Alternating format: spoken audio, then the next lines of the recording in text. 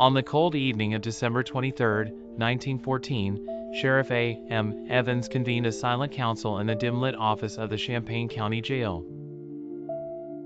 With him were two resolute deputies, John Fisher, known for his stern manner, and Charles Vandervoort, whose patience in tense corridors had been forged during many a rural altercation.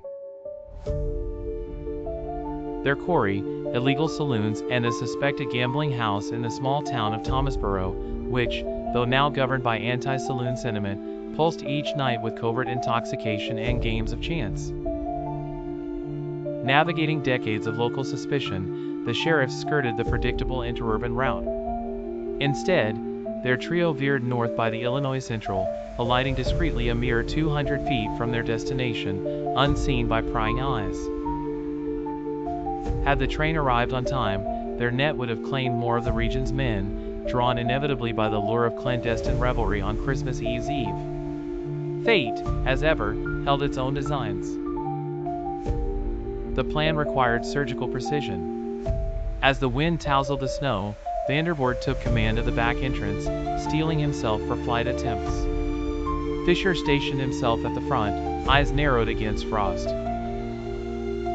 Sheriff Evans alone scaled creaking stairs to the second floor, a room aglow with the sheen of bar fixtures and 5 men deep in quiet transactions, all presided over by Kirk Craig, a local figure in these undertakings.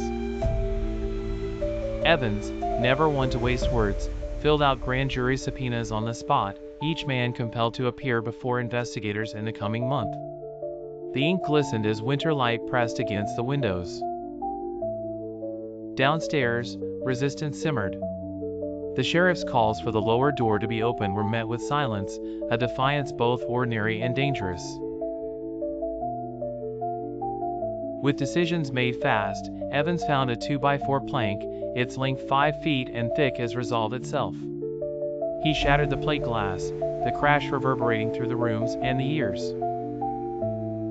Amid the confusion, facilities for serving liquor matched those above, and 10 men, faces flushed with drink, turned their bewildered gazes upon the law. The two principal proprietors, Red Dudden, his beard famed in local folklore, and Casey Jones, himself a maze of quick thinking in town alliances, were initially missing.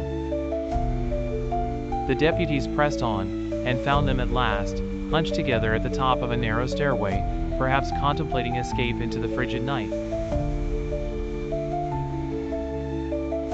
Between them was a thin wooden partition, swiftly broken apart by the methodical but forceful hands of Deputy Fisher, while Evans mounted a table to anticipate any sudden rush. For a moment, the future hung uncertain. Within the lower room, beyond broken wood and glass, there lay a complete gambling outfit, chips, cards, and a setting for risk. The sheriff methodically packed bottles of beer and whiskey into a suitcase, evidence to anchor prosecution, proof of Thomasboro's resistance to the new laws.